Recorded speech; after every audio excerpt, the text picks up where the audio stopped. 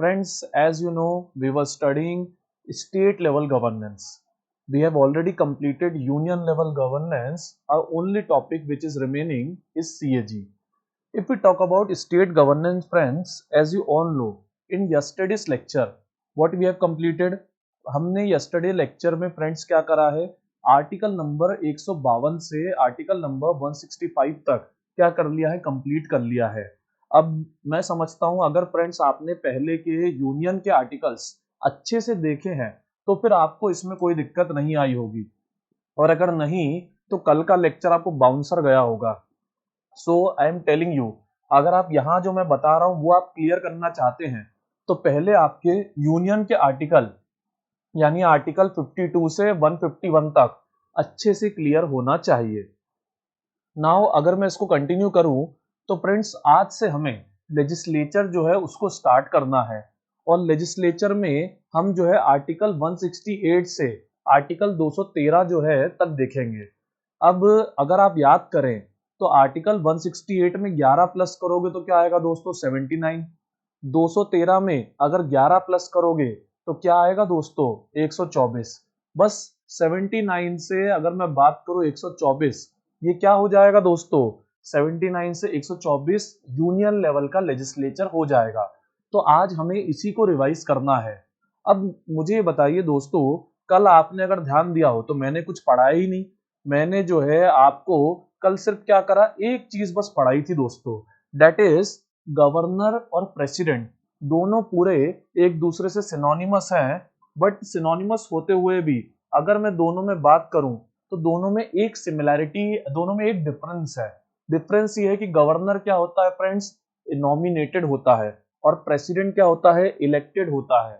और गवर्नर क्या करता है, स्टेट लेवल लेजिस्लेचर और यूनियन लेवल का जो लेजिस्लेचर है उन दोनों के बीच में कहीं ना कहीं ब्रिज का जो है वर्क करता है, ताकि यूनियन क्या कर पाए, स्टेट पे अपना कंट्रोल थोड़ा स्टैब्लिश रख पाए। तो ये इकलौती चीज हमने कल डिटेल में समझी थी। अब इसी तरह से आज का जो हमारा लेक्चर है फ्रेंड्स, इसमें अगर मैं बात करूं तो legislative assembly is synonymous to home, definitely you all know Lok Sabha, and legislative council is synonymous to home, that is Rajya Sabha.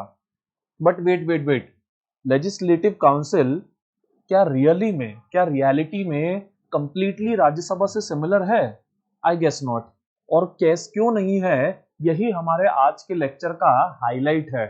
तो मैं फ्रेंड्स आज के लेक्चर में आपको सारे आर्टिकल्स जो है रिवाइज कराऊंगा, बट जो मेन हाईलाइट है दोस्तों आज का वो यही है कि लेजिस्लेटिव काउंसिल और राज्यसभा इन दोनों में आखिर क्या डिफरेंस है।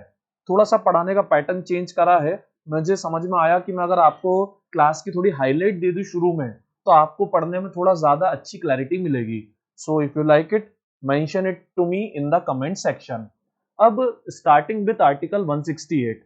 अब फ्रेंड्स जैसा कि हमने आर्टिकल 79 में पढ़ा था, पार्लियामेंट किस किस से मिलकर बनती है, Lok Sabha, Rajya Sabha and president.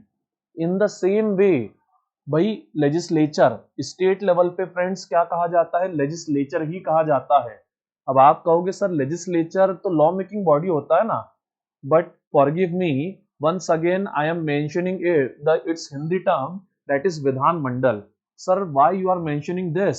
Because friends, you all are familiar with Vidhan Sabha. If I will tell you legislative assembly, you all will be like, sir, what are you saying? We have not heard about it. So legislative assembly is called Vidhan Sabha. Legislative council is called Vidhan Parishad, and in India we are familiar with Vidhan Sabha and Vidhan Parishad, not legislative council and legislative assembly. So Vidhan Mandal का मतलब होता है friends legislature, legislative assembly का meaning होता है विधान सभा, और legislative council का meaning होता है Vidhan Parishad. I guess you are now pretty much clear. But और इसी में हमने समझा विधानसभा is synonymous to, Vidhan Sabha is synonymous to Lok Sabha, Vidhan Parishad is synonymous to Rajya Sabha, and the governor is synonymous to President. But as I told you yesterday, there is slight difference between governor and president. In the same way, there is slight difference between Vidhan Parishad and Rajya Sabha. That is today's key highlight. अब लेकिन difference क्या है, तो उसको मैं आपको एक short तरीके से स्टार्ट करता हूं। मुझे बताइए, can Rajya Sabha can Rajya Sabha ever be dissolve? क्या राज्यसभा को कभी हटाया जा सकता है? Definitely you all will say yes sir it's possible, Rajya Sabha को हटाया जा सकता है। ये सच में? बिल्कुल नहीं। Rajya Sabha is a permanent house, it can never be dissolve. But फिर मैं अगर पूछूं, क्या Vidhan Parishad that is legislative council can be remove, क्या उसे हटाया जा सकता है? डेफिनेटली यस फ्रेंड्स, उसे हटाया जा सकता है। If you are pretty aware of the news, not today going on news, today going on news are only corona and corona and other than corona what, other than corona Riya Chakravarti. So I am not talking about today's news. But अगर आप 6-7 महीने पुरानी news देखें, तो जो आंध्र प्रदेश के chief minister है जगन मोहन रेड्डी जी, उन्होंने अपने यहाँ विधान परिषद को हटाने का बिल जो है वो बकायदा पास कर दिया है लेजिस्लेटिव असेंबली से, और पार्लियामेंट के पास भेज भी दिया है। ठीक है फ्रेंड्स, तो इसलिए हम कहते हैं कि विधान परिषद जो है वो राज्यसभा की तरह परमानेंट हाउस नहीं है। अब ऐसा क्यों, तो ये हम आगे समझेंगे। पहले फ्रेंड्स, यही आपके दिमाग में मैंने डाउट डाल दिया, अब हम आगे समझेंगे इसको, पर पहले देखिए आर्टिकल 169। अब मुझे बताइए 169 में 11 प्लस करेंगे तो क्या आएगा? बिल्कुल फ्रेंड्स, क्या आएगा? 80 आएगा। अब आर्टिकल 80 क्या था? Definitely friends, article 80 was Rajya Sabha composition. Article 80 was what? Rajya Sabha composition. But does it seem Rajya Sabha composition to you? No, sir. It is about the legislative council creation. Sir ऐसा क्यों? आप तो +11 चिल्लाते रहते हैं हमेशा, तो सर ऐसा क्यों? अब नेक्स्ट देखिए, नेक्स्ट वाला 170 में 11 प्लस करें तो ये 81। ये होना क्या चाहिए था? राज्यसभा के बाद ये होना चाहिए था लोकसभा कंपोजिशन, पर it is also sir not Lok Sabha composition. मतलब अगर हम बात करें, अरे नहीं नहीं सर, ये तो आपका सही हो गया सर, देखिए यहाँ पर लोकसभा कंपोजिशन ही है। और अच्छा सर, ये रहा जो आप बोलना चाह रहे थे, the one which you are trying to explain, वो आर्टिकल 82 में है, जो कि आर्टिकल 82 एक्चुअली क्या है? डीलिमिटेशन। तो यहाँ पर देखिए, बस ये 3 आर्टिकल में हमारा फ्रेम जो है गड़बड़ाया है, पर इसके बाद हमारा फ्रेम वापस से वही हो जाएगा जो हमने पढ़ा था। अब फ्रेम क्यों गड़बड़ाया फ्रेंड्स? Try to understand. जैसा मैंने आपको यूनियन लेवल पे समझाया था कि पहले हम किसकी बात करते हैं, राज्यसभा की Lok Sabha, definitely Rajya Sabha. But if we talk about legislative council और विधान परिषद हियर, सो ये हर राज्य में तो होता नहीं है। So it is not a part of basic structure of our constitution. ये हमारे कॉन्स्टिट्यूशन के बेसिक स्ट्रक्चर का पार्ट नहीं है। तो इसकी अगर हम बात करें, सो स्टेट्स के पास ये पावर है कि वो अगर चाहें तो वो अपने यहाँ एक सेकेंड हाउस जो है बना सकते हैं, उसको क्रिएट भी कर सकते हैं, एंड इवन ये देखिए मैंने हाईलाइट करा है, इसे एबॉलिश भी कर सकते हैं। सर ऐसा क्यों करा? स्टेट को पावर क्यों दी? So friends, try to understand second house होता ही क्यों है। भाई अगर मैं बात करूं friends, in India we are living in the country of democracy. So democratic country में क्या होता है? चेक एंड बैलेंस होता है। अगर हम बात करें यूनियन लेवल पर, तो लोकसभा और राज्यसभा दोनों एक दूसरे का क्या है? चेक एंड बैलेंस है। उसी तरह से अगर स्टेट लेवल पे हम बात करें, तो भले ही विधानसभा अकेली रह जाए, पर विधानसभा के साथ में यूनियन लेवल पे क्या है? लोकसभा और राज्यसभा है। तो विधानसभा को चेक और बैलेंस करने का काम कहीं ना कहीं कौन कर लेता है? लोकसभा राज्यसभा कर लेती है। तो जितना सेंट्रल लेवल पे हमें रिक्वायर्ड है, उतना चेक एंड बैलेंस हमें स्टेट लेवल पे रिक्वायर्ड नहीं है। इसलिए हर स्टेट में विधान परिषद हो, it is not at all necessary. तो इसीलिए विधानसभा जो है हर स्टेट में नहीं होती है। But if the state feels there is a urge need to create a Vidhan Sabha, then in that case वहां पर विधानसभा लाई जाती है। But it is not that easy at it seems. अगर विधानसभा परिषद आपको लाना है, so in that case friends, you have to pass it from the parliament. You know, not from parliament, you have to first of all pass it from the legislative assembly of the state. For example, Andhra Pradesh में अगर जगन मोहन रेड्डी जी विधान परिषद को, जिसमें TDP party, Telugu Desam party majority में है और YSR party majority में नहीं है, अगर उसको वो हटाना चाहते हैं विधान परिषद को, लेजिस्लेटिव काउंसिल को, तो इन्हें पहले लेजिस्लेटिव असेंबली से बिल पास कराना होगा। ये बिल जो है लेकिन पास होना चाहिए कितने से? भाई हाउस की टोटल मेंबरशिप के 2/3 मेंबर से। सर इसका क्या मतलब है? ये आज तक हमें समझ नहीं आया। प्रेजेंट एंड वोटिंग, मान लो हाउस में 500 लोग हैं, अब 500 में से मान लो 300 लोग आए हैं और 300 में से भी 200 लोगों ने वोट डाला है। तो अगर हम बात करें जो प्रेजेंट और वोटिंग है, 200 लोग जो हैं, इन 200 में से 1/3, इन 200 में से 1/3 यानी नियर अबाउट 126 लोग अगर इसको हाँ करेंगे तभी क्या होगा, ये हो पाएगा। तो आप कहोगे sir it is a easy number, तो ट्राई टू अंडरस्टैंड, ये कोई फिक्स नहीं है, चेंज होता रहता है। 500 में से नॉर्मली अगर हम बात करें 400 450 लोग आते हैं और वोट कितने डालेंगे ये तो पॉलिटिक्स पे डिपेंड करता है। बट हाँ यू कैन से कि ये दूसरी जो मेजोरिटीज हम बोलते हैं, स्पेशल मेजोरिटी वगैरह, उनके मुकाबले ये क्या है, थोड़ा इजी होता है। और अगर ये यहाँ से पास हो जाए, so mark my words friends, in constitution the things are very conceptual, you have to think about it, then only you can understand. तो उसके बाद भी ये क्रिएट नहीं होगा जब तक क्या ना हो, पार्लियामेंट की परमिशन ना हो। मतलब स्टेट्स में पास होने के बाद इसे कहाँ जाना पड़ेगा, पार्लियामेंट में जाना पड़ेगा, तभी विधान परिषद बनाई जा सकती है। अब मुझसे अगर पर्सनली पूछा जाए तो इसकी कोई नीड नहीं रहती है विधान परिषद बनाने का, whole and soul, it is my personal view, लिख के मत आना आप किसी एग्जाम में ये। तो होल एंड सोल उसका लॉजिक बस यही होता है दैट कि हमारे यहाँ ऑलरेडी जो लेजिस्लेटिव असेंबली है उसमें स्ट्रेंथ पर एक लिमिट है। बट सपोज आपको पर्क्स देने हैं, बेनिफिट्स देने हैं अपने कई सारे पहचान के लोगों को, तो आप उन्हें पर्क्स बेनिफिट कैसे देंगे? तो आप लेजिस्लेटिव असेंबली के साथ में क्या करेंगे, एक और हाउस जो है बना देंगे, तो उससे आप जिनको भी पर्क्स नहीं दे पा रहे थे उन सबको भी आप पर्क दे देंगे।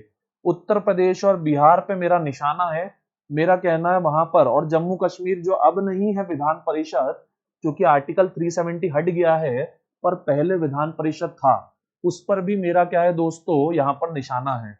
इतनी कोई जरूरत नहीं थी, पर आप समझिए, I have made you form a party, तो आपको मुझे पर्स देने ही पड़ेंगे, you have to give me benefits. चलिए राजनीतिक बातें, पॉलिटिकल स्टेटमेंट्स है, just leave that, now continue. अब if we talk about article 770, अब समझिएगा यहाँ पर पहले लोकसभा कंपोजिशन नहीं है, यहाँ पर पहले विधानसभा कंपोजिशन दी गई है, जिससे हमारा आर्टिकल 81 क्या करता है, रिलेट करता है। तो विधानसभा कंपोजिशन के बारे में कहते हैं फ्रेंड्स कि you can not have more than 50 members and less than 60 members. अब I will recommend you friends, search it on Wikipedia, legislative assembly of states, तो उसमें आपको हर स्टेट की सीटें मिल जाएंगी, जिससे आप अच्छे से अवेयर हो जाओगे। For example in Madhya Pradesh MP this number is 230, UP has the maximum number of seats, that is 403, and if I talk about least number of seats, तो भले ही कॉन्स्टिट्यूशन में 60 बोला है, but friends there are exceptions, कुछ state ऐसे हैं जिनमें 60 से भी क्या करी गई है, कम सीटें रखी गई हैं, बिकॉज ट्राई टू अंडरस्टैंड, कुछ स्टेट्स में पॉपुलेशन बहुत कम है, और जहां पर पॉपुलेशन बहुत कम है, अगर वहां पर आप जो है इतनी क्या कहते हैं 60 सीटें रख दोगे, तो ये भी कहीं ना कहीं क्या होगा, कॉन्स्टिट्यूशन के कंप्लीटली अगेंस्ट चला जाएगा। आप इसको सर्च कर सकते हैं विकिपीडिया पर। Now after continuing it, after this article, let's come to article 171। It is the most important article which you have to understand today. अगर मैं बात करूं लेजिस्लेटिव काउंसिल की, तो सवाल उठता है कि इसमें सीटें कितनी होगी। तो फ्रेंड्स अगर हम बात करें लेजिस्लेटिव काउंसिल की, तो जितनी भी भाई आपकी लेजिस्लेटिव असेंबली में सीटें हैं, कहा जाता है उसकी 1/3 से ज्यादा नहीं होगी। अब समझिए ये ऐसा आर्टिकल क्यों है, भाई समझिएगा, हमने राज्यसभा कंपोजिशन अभी तक नहीं पढ़ी है। आर्टिकल 80 में जो राज्यसभा कंपोजिशन थी, हमने उसका सिनोनिमस आर्टिकल अभी नहीं देखा है, यहाँ तो क्रिएशन और एवोल्यूशन था, तो यहाँ पर क्रिएशन एवोल्यूशन का आर्टिकल हटके है और डीलिमिटेशन का आर्टिकल नहीं दिया है। डीलिमिटेशन क्यों नहीं दिया है फ्रेंड्स? याद करिए, मैंने आपको समझाया था कि सीट्स क्या करी जाती हैं, जो सीट्स होती हैं पॉपुलेशन के आधार पर बढ़ाई घटाई जाती है, पर उस आर्टिकल 82 में स्टेट लेवल की भी बात कर ली गई थी, इसीलिए इस बात को वापस से यहाँ मेंशन करने की रिक्वायरमेंट नहीं थी। और थैंक गॉड, इसी कारण हमारा +11 फॉर्मूला जो है वो बचा रह गया, एक आर्टिकल एलिमिनेट हुआ और उसकी जगह विधान परिषद कंपोजिशन जो है वो आर्टिकल हमारा यहाँ पर आ गया। अब question must be, sir Rajya Sabha में तो हम जानते हैं कि इनडायरेक्ट इलेक्शन होते हैं, तो सर क्या यहाँ भी इनडायरेक्ट इलेक्शन होगा? बिल्कुल यस फ्रेंड्स, यहाँ भी जो इलेक्शन है वो इनडायरेक्ट ही होता है। यहाँ पर सिटीजन्स डायरेक्ट इलेक्शन नहीं करते हैं। भाई राज्यसभा का सिनोनिमस हाउस है ना फ्रेंड्स। सर लेकिन इनडायरेक्ट इलेक्शन होगा ठीक है, पर इस हाउस में मेंबर्स कितने होंगे? सर आर्टिकल 170 में तो हमें क्लियर दिख रहा है कि 500 और 60 एक फिगर दे दिया गया है, बट यहाँ तो कोई फिगर ही नहीं है। सो फ्रेंड्स यहाँ पर फिगर दे भी नहीं सकते। आप समझो हर स्टेट के सीट्स क्या होते हैं, अलग अलग होते हैं। तो लेजिस्लेटिव असेंबली को ज्यादा पावरफुल रखने के लिए, क्योंकि आप समझिए लोकसभा में मेंबर्स कितने हैं 543, राज्यसभा में मेंबर्स कितने हैं 245, हाफ से भी क्या है ये कम है। तो उसी तरह से लेजिस्लेटिव काउंसिल में भी मेंबर क्या होने चाहिए, कम होने चाहिए। किससे? लेजिस्लेटिव असेंबली से। तो जितने भी लेजिस्लेटिव असेंबली में मेंबर होंगे, कहा जाता है कि उसके 1/3 से आप ज्यादा मेंबर नहीं रख सकते। मतलब यूपी में 403 मेंबर है, तो उसका 1/3 कितना होगा फ्रेंड्स? Near about 133। तो यूपी में आप 133 से ज्यादा मेंबर नहीं रख सकते। और यूपी की लेजिस्लेटिव काउंसिल में कितने मेंबर्स है फ्रेंड? 100 मेंबर्स है। So it is pretty clear now. पर सवाल उठता है कि इसका इलेक्शन होगा कैसे? So friends try to understand. Students confuse हो जाते हैं, तो मैं आपको थोड़ी गणित पढ़ा देता हूं। जैसे मान लीजिए ये 1/3 प्लस 1/3 प्लस 1/6 प्लस 1/6 प्लस 1/12। अब इसको अगर आपको समझना है तो मैं कोई ऐसा नंबर लेता हूं जो आपको इजीली अंडरस्टैंड कर दे। 1/3, ये 1/3, 1/3, 1/12, 1/12 और 1/6। हाँ जी, ये 1/12 आएगा, ये गलत लिख दिया मैंने, मिटा ही देते हैं दोस्तों आप, why to give you troubles. हाँ जी मिटर गया। हाँ जी। अब फ्रेंड्स मुझे बताइए 16 का एक मल्टीपल ले लीजिए, कोई 16 नहीं सॉरी 12 का एक मल्टीपल ले लीजिए बढ़िया सा। I guess 36 would be good. So consider कि टोटल लोग कितने हैं, 36 है। अब 36 डिवाइडेड बाय 3, 36 डिवाइडेड बाय 3 कितना हो जाएगा दोस्तों? 12। इधर ये 36 डिवाइडेड बाय 3 कितना हो गया वापस से 12। 36 डिवाइडेड बाय 12 कितना हो गया 3। 36 डिवाइडेड बाय 12 कितना हो गया 3। 36 डिवाइडेड बाय 6 कितना हो गया 6। मतलब कि अगर हम बात करें, अगर आप 36 मेंबर्स चूज कर रहे हो तो उसमें से 1/3 112 मेंबर्स क्या होंगे, 1/3 नंबर सॉरी 1/3 मेंबर क्या होंगे, लोकल अथॉरिटीज जो है वहां से आएंगे। Sir what do you want to say? Local authorities मतलब friends it is very easy, panchayat, municipality, district boards and all, तो लोकल अथॉरिटीज से आएंगे। इसके अलावा भाई याद करिए फ्रेंड्स, राज्यसभा में मेंबर्स कौन भेजता है? विधानसभा। अब यहाँ तो ये उनके ही पैरेलल हाउस आ रहा है, तो उनके पास भी तो कुछ पावर होनी चाहिए। सो नेक्स्ट 1/3 मेंबर कौन चुनेंगे? Assembly members. जो विधानसभा वाले हैं आंध्र प्रदेश के, वो खुद ही 1/3 मेंबर भेजते हैं। अब समझिएगा, लोकल अथॉरिटीज और विधानसभा, इनका अगर हम बात करें, इनकी एक सेइंग होना, इनकी एक कहा सुनी होना विधान परिषद में बहुत नेसेसरी है, इसलिए इनका नंबर क्या रखा गया है, ज्यादा रखा गया है। Other than that Vidhan Parishad क्यों बनाई गई है जरा सोचिए। अगर एग्जामिनेशन पॉइंट ऑफ व्यू से आप बताना चाहें, जब कोई छोटे हाउस में अगर कोई बिल पास हो गया है तो उसको बड़े अपर हाउस में भेजा जाता है, ताकि थोड़े मैच्योर लोग उसको क्या कर सके, उस बिल को रिव्यू कर सके। सो इसीलिए यहाँ पर हमारे पूरे कॉन्स्टिट्यूशन स्ट्रक्चर में इकलौती जगह है जहां पर स्टडी को इंपॉर्टेंस दिया गया है। तो यहाँ पर बोला गया है कि ऐसे लोग जिनको ग्रेजुएशन करे हुए 3 इयर्स हो चुके हैं, या फिर जो सेकेंडरी स्कूल 9 to 12 जो सेकेंडरी स्कूल में पढ़ा रहे हैं, आई एम नॉट सेइंग पढ़ रहे हैं, I am saying secondary school में टीच कर रहे हैं, ऐसे लोगों को बुलाया जाएगा। 1/12 मतलब क्राइटेरिया है कि आपका ग्रेजुएशन हुए 3 साल हो जाने चाहिए, या फिर अगर आपका ग्रेजुएशन हुए 3 साल नहीं हुए हैं तो आपको क्या करना है, आपका जो क्या कहते हैं ग्रेजुएशन हुए 3 साल हो जाने चाहिए, या फिर आपको जो है क्या करना है, आपको जो है टीचर सेकेंडरी लेवल का टीचर, सेकेंडरी स्कूल का टीचर जो है वो होना चाहिए। तो इस प्रकार से इसका क्या होता है, इलेक्शन का पूरा प्रोसीजर होता है। काफी फैसिनेटिंग है क्योंकि पहली बार है जहां पे मैं देख रहा हूं एजुकेशन को क्या दिया गया है फ्रेंड्स, इंपॉर्टेंस दिया गया है। और आपको ये समझ में आया इसलिए मैंने फिगर्स में तोड़ दिया है। और ट्राई टू अंडरस्टैंड, अगर आप 36 मेंबर की बात कर रहे हो तो फिर ये फिगर्स रहेंगे, बट अगर मेंबर्स बढ़ेंगे तो फ्रेंड्स फिगर्स भी क्या होंगे, डेफिनेट बेसिस पे बढ़ जाएंगे। और इसमें अगर मैं बात करूं प्रैक्टिकली और पॉलिटिकली, आंध्र प्रदेश फिलहाल इसके बहुत खिलाफ हो गया है, क्योंकि आंध्र प्रदेश जो है जगन मोहन रेड्डी जी की जो पार्टी है वो असल में आंध्र प्रदेश में क्या है, मेजोरिटी में है भाई, उसके पास क्या है, रूलिंग पार्टी है वो।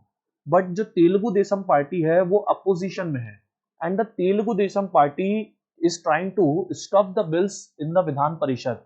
सो जगन मोहन रेड्डी स्टेटमेंट है कि द विधान परिषद is using 60 crores each year, that is a complete waste of money, not at all required, and Telugu Desam party is saying कि Vidhan Parishad is very much necessary, otherwise Jagan Mohan Reddy will misuse the powers given to him through the legislature of the Andhra Pradesh।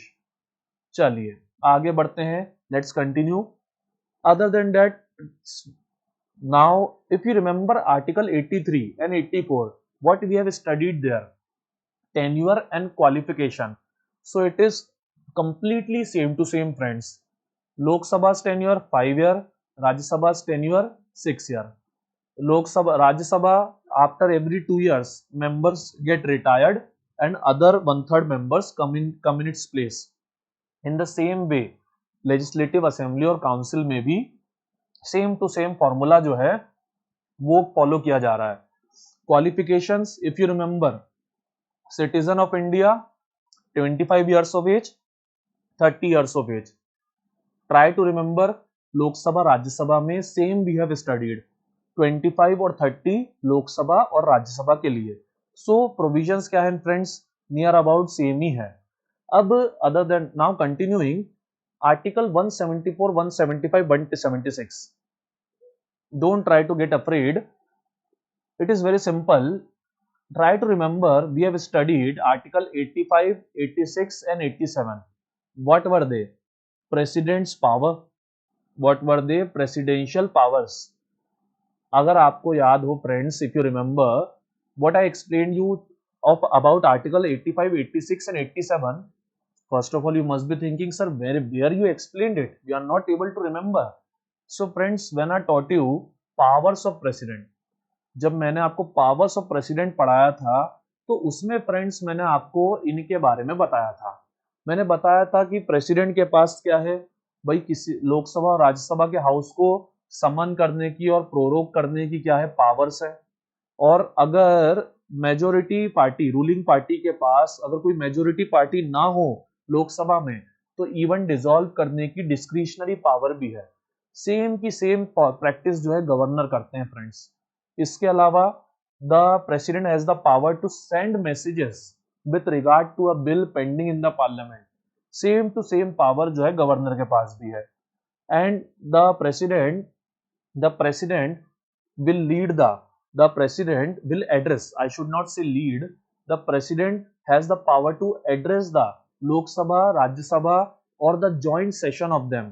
Same power friends governor के पास भी है। और इसके अलावा मैंने आपको एक चीज बताई थी फ्रेंड्स, आई टोल्ड यू कि जो बजट सेशन होता है फ्रेंड्स, बजट सेशन में क्या होता है फ्रेंड्स, जो फर्स्ट सेशन होता है, अगर हम किसी भी ईयर की बात करें तो जो फर्स्ट सेशन होता है उसमें जो प्रेसिडेंट है लास्ट ईयर की सारी अचीवमेंट्स और ऑनगोइंग टास्क जो है उनकी बात करते हैं। और जब भी कोई लोकसभा आफ्टर 5 ईयर टेन्योर चुन के आती है तो वो अपने प्रीवियस 5 ईयर पीरियड्स में जो भी उन्होंने वर्क किया है उसको एक्सप्लेन करते हैं और अपने फ्यूचर गोल्स बताते हैं। तो ये first session of each year, और other than that first session of every Lok Sabha tenure किसके द्वारा एड्रेस होता है? प्रेसिडेंट के द्वारा एड्रेस होता है जॉइंट सिटिंग में। तो और जॉइंट सिटिंग कहाँ होती है फ्रेंड्स? ट्राई टू रिमेंबर, मैंने आपको डायग्राम के थ्रू समझाया था कि लोकसभा, राज्यसभा और सेंटर में क्या होता है फ्रेंड्स? जॉइंट सिटिंग होती है। सेम टू सेम प्रोसीजर जो है फ्रेंड्स फॉलो किया जाता है किसमें? आर्टिकल 174, 5 और 6 में। But the thing is, Lok Sabha की जगह लेजिस्लेटिव असेंबली कर दीजिए और प्रेसिडेंट की जगह फ्रेंड्स गवर्नर कर दीजिए। It will look all the same to you.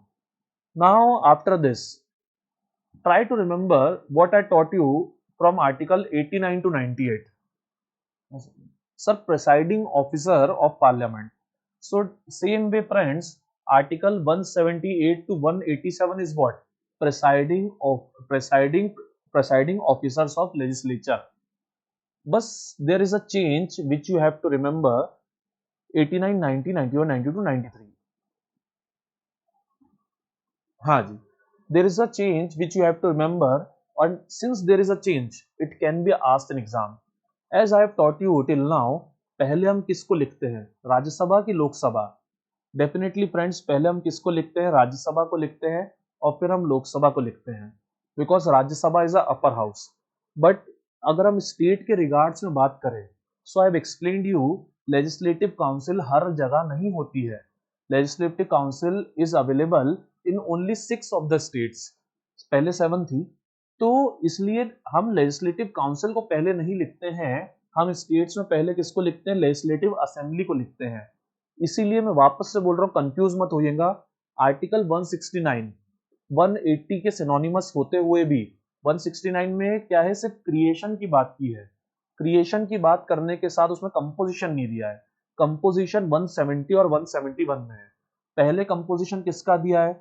Legislative assembly का दिया है 170 में, और फिर 171 में किसका दिया है? लेजिस्लेटिव काउंसिल का दिया है। और यहाँ पर आर्टिकल नंबर 169 एमपीपीएससी में ऑलरेडी फ्रेंड्स क्वेश्चन हो चुका है, ठीक है। तो उसी तरह से आर्टिकल 178 से 87 प्रिसाइडिंग ऑफिसर ऑफ असेंबली है, लेजिस्लेचर है, बट उसमें सीक्वेंस क्या है? चेंज है। पहले क्या दिया गया है? पहले लेजिस्लेटिव असेंबली के स्पीकर और डेप्यूटी स्पीकर की बात की है, और फिर लेजिस्लेटिव काउंसिल के चेयरमैन और डेप्यूटी चेयरमैन की बात की है। मैंने वहां पर समझाया था आर्टिकल्स 4 आर्टिकल का पेयर है, 89, 90, 91, 92। उसी तरह से 178, 179, 180, 181, 182, 183, 184, 185। उसी तरह से 93, 94, 95, 96। 97 क्या था दोस्तों? Salaries. I have not explained salaries because it is a thing which has never been asked in the exams. कहीं ना कहीं डिग्निटी हर्ट होती है। फिर आर्टिकल 98 क्या था friends? Secretariat. Remember Snehlata Srivastava, Desh Deepak Verma, सो उनका आर्टिकल क्या था? आर्टिकल 98। तो उनसे रिलेट क्या करता है? आर्टिकल 187। अब इसके आगे अगर हम बात करें फ्रेंड्स, सो आर्टिकल 188। अब आर्टिकल 188 की अगर हम बात करें, सो अब नंबरिंग में कंटिन्यू कीजिए। प्रेसाइडिंग ऑफिसर के बाद क्या था फ्रेंड्स? बिल्कुल, प्रेसाइडिंग ऑफिसर के बाद आर्टिकल 99 ओथ था। फिर आर्टिकल 100 क्या था? आर्टिकल 100 जो है वो कोरम था, और कोरम के अलावा कास्टिंग वोट था। So friends, there is no change here, same to same article 99 की तरह आर्टिकल 188 क्या है? ओथ है। और आर्टिकल क्या कहते हैं? 100 की तरह 189 क्या है? कोरम है। आई थिंक इट इज, मतलब आप कहोगे कि सर ये क्यों पढ़ा रहे हो, सब तो हमें पता है, बट फ्रेंड्स इसमें आपका एक अच्छा रिवीजन हो रहा है। ये रिवीजन जो है मैं समझता हूँ मच नीडेड है, ताकि इस रिवीजन के जरिए आपको जो चीजें नहीं याद हो रही थी वो आपको याद हो जाएंगी। अब फ्रेंड्स मुझे बताइए, जो लोकसभा मेंबर है उन्हें ओथ कौन दिलाता है? डेफिनेटली उन्हें ओथ जो है प्रेसिडेंट दिलाता है। पर प्रेसिडेंट की जगह हम जानते हैं प्रोटेम स्पीकर आके ओथ दिलाता है। सो उसी तरह से स्टेट में भी सेम प्रैक्टिस है कि लेजिस्लेटिव असेंबली को ओथ कौन दिलाएगा, गवर्नर दिलाएगा, पर अगर वो चाहे तो वो भी पर्सन अपॉइंट कर सकते हैं जो क्या करे, सबकी ओथ कराए, सेम टू सेम। अब इसके बाद आर्टिकल 100, इसमें हमने दो चीजें पढ़ी थी फ्रेंड्स, कास्टिंग वोट और कोरम। कास्टिंग वोट में मैंने समझाया था, मान लीजिए 10 बच्चे हैं क्लास में, 5-5 वोट बराबर डल गए तो क्या होगा, टाई हो जाएगा। तो टाई को तोड़ने के लिए कौन वोट करेगा, टाई को वो तोड़ने के लिए स्पीकर या चेयरमैन वोट करेंगे। मतलब एक चीज समझो, मैंने समझाया था कि क्लास में अगर वोटिंग हो रही है तो आप लोग वोट डालोगे, मैं नहीं डालूंगा, क्योंकि ये कहीं ना कहीं फेयर नहीं है कि आप लोग के साथ मैं भी वोट डालूं। पर अगर आप लोगों ने टाई करा दिया तो फिर मुझे वोट डालना पड़ेगा ताकि कोई डिसीजन आ सके। और कोरम, मिनिमम स्ट्रेंथ जो होनी चाहिए, हमने जो फॉर्मूला वहां पढ़ा था 1/10 of the total member, same to same यहाँ भी है friends, 1/10 of the total member, no change, same thing है। मतलब अगर हाउस में अगर हम बात करें मध्य प्रदेश की 230 मेंबर्स है, सो एटलीस्ट 23 मेंबर्स प्रेजेंट होने चाहिए। अगर 23 मेंबर्स प्रेजेंट नहीं है तो चेयरमैन, स्पीकर जो भी है, उनको एक पावर रहेगा कि वो क्या करें, वो हाउस की मीटिंग को कैंसल कर दे। Pretty clear to you I think. अब इसके बाद हमने फ्रेंड्स क्या पढ़ा था, डिस्क्वालिफिकेशन पढ़ा था, जिसमें हमने आर्टिकल 101 और आर्टिकल 102 पढ़ा था। जिसमें हमने 101 पढ़ा था कि कम नेगेटिव है, लेस नेगेटिव, सीट खाली करने की बात करता है अगर आप अपनी मर्जी से गड़बड़ कर रहे हो तो। और आर्टिकल 102 वी हैव रीड, जिसमें हमने पढ़ा था कि ये बहुत ज्यादा नेगेटिव है क्योंकि ये निकालने की बात कर रहा है। तो हमने 101 में क्या पढ़ा था कि डुअल मेंबरशिप, एब्सेंस और रेजिग्नेशन, इन तीनों सिचुएशंस में आपको सीट वेकेट करनी पड़ेगी। डुअल मेंबरशिप, आप मान लो लोकसभा के भी मेंबर हो और लेजिस्लेटिव असेंबली के भी मेंबर हो। एब्सेंस, एब्सेंस पीरियड हमने पढ़ा था फ्रेंड्स 60 डेज, 60 डेज से ज्यादा आप जो है एब्सेंट हो और आप क्या कहते हैं जवाब भी नहीं दे रहे हो, बता के नहीं गए हो, बता के एब्सेंट नहीं हो। If you are getting absent then you have to give a previous information, ठीक है friends. Other than that what we have studied, resignation. अब friends it is pretty clear, एक legislative assembly member will give resignation to home, किसको legislative assembly का member resignation देगा, it will not be definitely Lok Sabha और Rajya Sabha speaker chairman, it will be legislative assemblies speaker और chairman. चलिए, now I guess you are pretty clear with it. अब continuing article 191, synonymous to article 102, office of profit, पागल and दिवालिया। In this office of profit, pagal, divalia, in these three conditions you can be disqualified from your post। but मैंने इसको detail में पढ़ने के लिए I have given you option कि search Kejriwal's 20 विधायक सस्पेंडेड, केजरीवाल्स 20 एमएलए सस्पेंडेड। आप इसको डिटेल में सर्च करेंगे तो आपको बड़ा अच्छे से क्लियर हो जाएगा कि इसकी डेप्थ क्या है। और मैंने समझाया था कि डायरेक्ट नहीं होता है friends. if you want to disqualify a member, then in that case it should be recommended by election commission, then only governor can remove the post। अब you will say sir you have taught president, but friends we are not studying Lok Sabha, we are studying legislative assembly, so here it will be not president, here it will be governor। sir you have also taught us dal badal kanun, anti defection law, sir we cannot see it written here। so friends I have not written it because there is no need। मैंने आपको तब बताया था, I told you friends कि article 191 जो है उसमें भी अमेंडमेंट हुआ है। मतलब जो आर्टिकल 102 में दल बदल है डेफिनेटली वो 191 को भी इंक्लूड करता है। And I have told you the ministers Sharad Yadav and one Muslim minister, I am forgetting his name, Anwar, I'm not remembering the full name, but Anwar, Sharad Yadav and Anwar, आप इनको अगर फाइंड करेंगे तो आपको बहुत अच्छे से डिटेल में ये सिनारियो क्लियर हो जाएगा। अब after that what we have studied friends, try to remember article 107 to 11। 107 to 11 में हमने क्या पढ़ा था, बिल्स पढ़े थे। 107 में क्या आता है, ऑर्डिनरी बिल आता है। सेम टू सेम 196 में भी क्या है, बिल की बात की है कि बिल कहां आएगा। अगर स्टेट में लेजिस्लेटिव काउंसिल है तो दोनों में से किसी भी हाउस में बिल आ सकता है, नो इशू। बट यहाँ पर एक लौता प्रोविजन जो आपको ध्यान देने वाला है, जो मैंने डिटेल में राइट आउट करा है, एंड आई हैव सीन कि many books have skipped this topic. जैसे अगर मान लीजिए दोनों हाउसेस हैं फ्रेंड्स, तो अगर हम बात करें, हमने देखा था कि लोकसभा और राज्यसभा, इनकी पावर्स क्या है, इनकी पावर्स नियर अबाउट इक्वल है। लोकसभा और राज्यसभा की पावर्स जो है नियर अबाउट इक्वल है। किस किस में, दो तरह के बिल्स में। कौन कौन से bills friends, try to remember, ordinary और फाइनेंशियल बिल। इन बिल्स में लोकसभा राज्यसभा की हाउस की पावर्स क्या है, नियर अबाउट इक्वल है। बट स्टेट में ऐसा नहीं होता फ्रेंड्स। स्टेट में अगर आप देखिए, अगर लेजिस्लेटिव असेंबली से पास हुआ कोई बिल, काउंसिल रिजेक्ट कर देती है, 3 महीने में पास नहीं करती है, अमेंडमेंट्स यानी कुछ बदलाव करके पास करती है, सो ऐसी सिचुएशन में वो जो बिल होता है वो वापस से कहां जाता है, लेजिस्लेटिव असेंबली में जाता है। पर अगर वो असेंबली बिना किसी अमेंडमेंट के वही बिल वापस से पास कर दे, सो लेजिस्लेटिव काउंसिल के लिए इस बिल को पास करना क्या हो जाता है, मैंडेटरी हो जाता है।